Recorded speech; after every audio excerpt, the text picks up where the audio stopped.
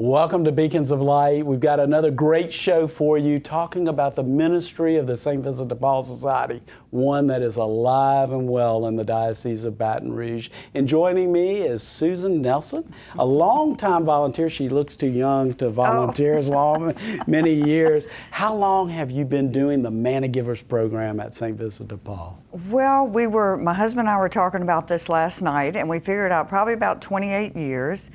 We had a call made by wonderful men at St. Thomas More, Frank Legrone and Don Broussard. I think they were starting maybe a social responsibility committee at the time. Yes. And they put out a big call for people to volunteer and serve food, and we were all moms and dads cooking and cooked away, and so we said this is something we can do. And I think St. Thomas More had a tremendous response to that. I think we had about 13 to 15 groups that signed up at the time. So we had a lot of reinforcements. You know, we had a lot of people that we could call on for help because everybody was interested in that. And so it's been a long time. It's been a wonderful journey, but we feel like about 28 years we've been going downtown and serving the wonderful men and now women. Yes, so. And some of the children in the groups that you work with, they were younger. Right? Right. Our oldest child of ours was 16 at the time, and he's 45. It's Rich Bourgeois. The Bourgeois have always helped us, and he was doing confirmation at the time. And all of our kids would come with us, and Laura Dockan was our youngest, Dana and Bipsy Dockan's youngest, and she was 3. And she would walk in on Bipsy's hip. And we had one of the directors, and I can't remember his name now. It might have been, I won't say because I'm not sure, but he would always make little bracelets for her. And this was when we would go on Plank Road. I think that was at the first time. Yeah. And so all of our kids, they'd sit at the tables. I mean, Laura grew up, you know, with them. She's 30, 31 right now. Yeah. And we hope bringing them, that it will have an exponential effect, that we think, you know, we hope we will see them helping the homeless people in the cities that they live, whether it's Baton Rouge or Texas and all the different places they live. I mean, it was certainly a witness seeing all the people and all the good workers there. And so we feel proud that our kids, they were always a part of it. I think about Adam Dockan and my son Ben sitting down at the table, right in the middle, 5 men sitting around them, and them trying to figure out with 10 years old what they were going to talk about with them. But it was a wonderful. It's been a wonderful thing for us. So, and raising our kids there, it's been a great thing. Yeah. Well, you mentioned Frank Legrone and Don Broussard. I miss them so much, but you know, you mentioned several families. That's what it's all about: growing together spiritually and doing something positive, sharing God's love. That's kind of what Manna Givers has been all about, right? Oh, right. I mean, we have our group of men that have the Dockans, the Bourgeois, us, and the Hoffmans, and we still get together, not only to serve the homeless, but we get together socially. We try to. We call it our Team for All Seasons, and we get together on a social basis after we go serve the homeless. And so it's been a real social connection for us, and it's something that we can share our faith. It's furthered our faith. We have loved, you know, seeing God through the eyes of these people. They're all wonderful cooks, so that helps. So we have our standard meal that we fix every time now because we've decided that the men love meat and potatoes. And that's what we try to bring. And so it's been a great thing having to raise all of our families, the Hoffmans, the Dockans, the Bourgeois, you know, in the same setting for almost 30 years. And we just love it. It's been great. Well, anybody out there thinking about doing this, and they might be a little bit shy because it's outside their comfort zone, what would you encourage them? Is this something that they might want to take on after doing a commitment of 28 years? What would you suggest that they think about, and why should they embrace a ministry like this? Well, I think first off, if you enjoy cooking, or even if not, there's many things nowadays you can pick up meals. I mean, you know, to feed one more person than yourself is feeding, you know, thousands of people. And if we look at it that way, if we can just help bring a meal to a few people that maybe wouldn't have that meal, or maybe that St. Vincent de Paul doesn't have the funds to cover meals 3 days, 3 meals a day, 7 days a week. To be able to assist St. Vincent de Paul, to me, is a huge, I know that y'all appreciate it. And, yes, indeed. And so it's not just the money, it's being able to provide the meal to help with the funding. But when we go, we realize that these people are our neighbors. And they may have been in our parish with us, at one point. They are the same, as we are. And if you go in with all of your senses, and you realize, you can touch, you can look them in the eye, and you can smile at them, it will so greatly impact your life that you'll never be the same. That's what I know, that if I can go in, and my husband and I both feel the same way, if we can look one person even in the eye and give them value, we walk away feeling so much more valued ourselves. And to me, it's a very easy ministry to do. We cook, we talk, we laugh, we like to do all those things, and that's what we like to bring when we go into the homeless shelter. We've been doing the men for many years, and we're now started doing the women and the children during the day. The women, the men are all still working, so we were fortunate enough to be retired. And same thing, don't be intimidated by that. I don't think anybody needs to be intimidated by going into any of the shelters, because you have a lot of activity going on around there. Yes, indeed. It is very busy, and yes, sometimes it can be intimidating just pulling up. Yes. But once those doors open, and you are welcomed in, and they clap every time we leave with our food, which is, we just have brought joy. Yeah. And I think everybody wants to bring joy to somebody else's life. Right. I think we all want to do that. And I think this is a beautiful way that you can do that. Bring it to somebody that you don't even know, and you brighten their life. Right. That's a powerful message. Well, and that's what I said. I look to hopefully impact one person's life each time I go. Yes. Because if I try to think any bigger than that, it becomes overwhelming. So I think anybody who's interested in doing that, they need to know that they don't have to change the world by doing this. That you hopefully can just impact one person's life that day, give them hope, give them value, give them food. Y'all are giving them shelter. And you're helping them, St. Vincent de Paul give them shelter, and I think that's the motivation behind anybody going to do it, because it's such a wonderful organization. And through the 28 years that we've done it, we have seen so many changes. We've been in different locations for those 28 years. Yeah. We've gone to, I guess, 3 different dining rooms, from Plank Road that's right. to the one where the women and children are in, and then now to the bigger one. And so it's a wonderful opportunity for people to serve. And Baton Rouge is very blessed. We've been in different cities, we've seen St. Vincent de Paul in different cities, and it's very easy to get involved in Baton Rouge because of all the work that y'all have done. And all the work the Catholic Church is doing to encourage us too, all the parishes, so. And that is so very important. It's so very important that we work together to change the world. As Susan said, one person at a time. It's not overwhelming when you think about it in those terms.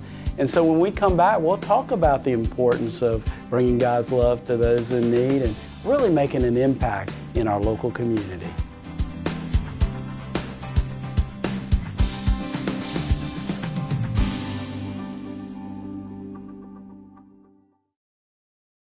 For over 20 years, the St. Vincent de Paul Community Pharmacy has served our area. We provide prescription medicines for those who have nowhere to turn for this most basic healthcare need. Please, if you need your medicine or you know a family member that needs their medicine, contact us. Kay, how can they get in touch? 383-7450. Give us a call today and spread the word so that we can ensure no one goes without their prescription medication. We're all called to make a difference in the lives of others, and joining me is Susan Nelson, who's sharing her time at the St. Vincent de Paul Bishop Hot Shelter Program. And Susan, Frank was a great inspiration to you, but it's inspirational when people draw you to a ministry and then you grow with them. Right. I was thinking back about Frank, and being so long ago, I kind of have to refresh my memory a little bit. But I remember in the very beginning, him encouraging all of us to be a part of this ministry. And it didn't stop with us just signing up. And I now can remember he would call Oh, yeah. and he would talk to me about it.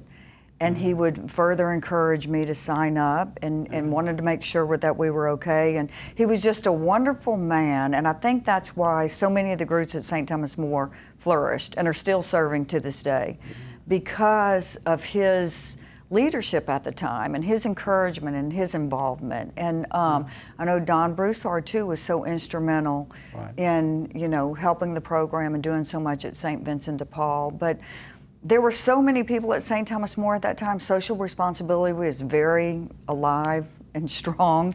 St. Thomas More really pushed that. And I think about Sister Jane Louise. I was educated by the Sisters of St. Joseph, so they all made a strong impact in me. But at that time, especially Sister Jane Louise, because she had that soft-spoken way about her.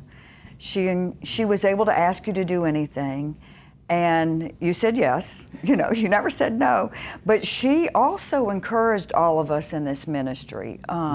I think they really took on at the time St. Vincent de Paul. I don't know if you felt that, but I felt like they were a big catalyst in helping St. Vincent de Paul grow, especially St. Thomas More. Right. You know, in the witness of these sisters, I mean, we talk about Sister Johan and Sister Phyllis, and there was Sister Diane, who was not a sister of St. Joseph, but she was involved at St. Thomas More for years, and really nurtured and inspired all of us to do a lot of this work for the homeless and for the needy, and was very helpful to all of us and encouraging, but none more so than Frank for me, because Frank really, in his wonderful way, you know, just I couldn't turn my back on him. I mean, I was going to be there for Frank, and he made it a joyful time for me, and you know, helped me put my 2 feet on the ground of what we need to do to serve the homeless men. So I'm grateful for him, because I would not be sitting here today without him. No doubt. Well, as the Catholic Church, we're not here alone. We're here together. We're here to grow together, learn together, and certainly when you serve the men, your family, and the wonderful families you were involved with on the team, you serve the men, you got one experience, but then when we expanded our services many years ago to include women and mothers with children and now intact families, that opened up your eyes in a whole new way, didn't it? Right. We were used to serving the men, and we were comfortable serving the men. Men were easy. They loved our food. Like I said, the meat and potatoes, they loved that. They were quiet at times, you know, but we loved talking with them. And there was I think maybe in the St. Vincent de Paul newsletter, it could have been an email sent out by Deshay that called for different ways that you could volunteer additionally at St. Vincent de Paul. And several of us, the women were retired, had just retired, and they asked to come serve the women and the kids during the day. And I thought, okay, well, this is something we can do. We can cook, again, having no idea what this was going to entail. Right. And from the minute we walked in, the very first time, we were strongly impacted by how much need there was, and especially the need for the women to see other women, to come and be with them, to show their value. Some of them have been very sad at times. I think about a situation one time, it was right before Christmas, and a family knocked on the door. And they, you know, there's probably a whole lot more to the story, but they were able to come in and sit down right when we were serving lunch. And it was a little boy and a girl, and the mom and the dad. And they were very downtrodden. And at first the children would not take our plate of food that we gave them. And so one of our servers went and kind of, you know, touched them on the shoulder, the children, and put a plate in front of them, and then you could see them start eating. And we had brought some Christmas gifts, and so we gave them a little something, and then you started seeing the tears flow. Wow. And the mom and the dad, all four of them. And at that time, one of the other residents there came and started praying over them. And we'll never forget that, because we're all crying at this time. I'm sure. The fellow resident is praying over them, telling them they're going to be fine, when who knows what she had going on herself. But it was such a hopeful time, because I think they surrendered, this little family surrendered themselves to, reaching out their hands to be given the help that they needed in that day, in that moment. I don't know what happened after that, but I feel certain that St. Vincent de Paul was going to do everything in their power to help them. And it was such a profound experience for us because, we have everything we need. We have food, we have shelter, we were going to go home, have a Christmas tree full of toys, or gifts and everything. And these people had none of that. And just being able to provide a meal and a gift and hope. And we felt that. We felt that we walked away from there just feeling so uplifted and knowing we had to come back. Yep. Knowing there was such a great need there. Christmas time, it's easy because everybody's a little jovial. Some people are sad. We're able to bring gifts. We bring a little extra food. We throw red and green M&Ms on the dessert, something like that. That makes everybody happy and joyful. But we knew we needed to come back month after month because we knew these women and children needed us. And that's what would be a call to me. I've been trying to tell people that have daytime available. These women and children need, they need to see your eyes. They need to see your smile. They need to know that they're valued. And we feel it so strongly there. And we also feel it for the staff. The staff needs our support. We walk in, they hug us. They're so happy we're serving that day. We have everybody sit down, we're serving you. And we tell the staff, we're going to pray for you every day. We're not only going to pray for the residents, but we're going to pray for you too, because it's a real vocation, everyone working there. And I just found it's opened our eyes up to the real need of the homeless in Baton Rouge, that you all now are providing in a beautiful facility, long-term stay for these families. And I can see it making a difference in their life. I've tracked one of the families. It was a mom. She had multiple children. And last time I was there, she was not there. And she had finally able to move out. She'd gotten a job. And nothing has brought us greater joy than hearing her story. And we hope that can happen over and over again, every time we go visit there. Because these we get to know a little bit more because they're there long term. More so probably than the men who tend to come and go, a little more so than the day shelter, I would imagine. The family rooms, the ones that are staying there. Right. Well, powerful experiences, and that's what you see every day at St. Vincent de Paul. And just like the example of the family that you mentioned, we see that every day. Mothers sleeping in cars with their children, and it's only by powerful work through the volunteers and just everyone coming together that we're able to respond in an appropriate way. When we come back, we'll continue this dialogue and talk about the impact St. Vincent de Paul makes in our local community.